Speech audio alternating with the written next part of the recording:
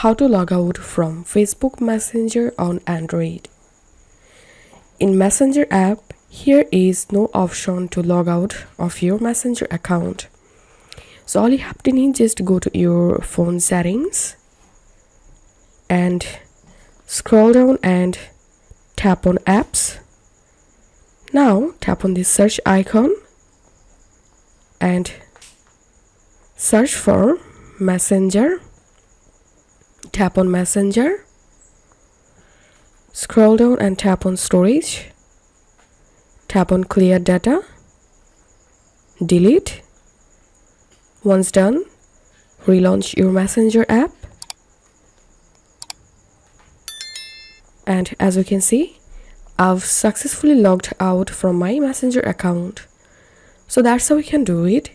If you find this video helpful, don't forget to subscribe 5 Minute Solution. See you in the next video.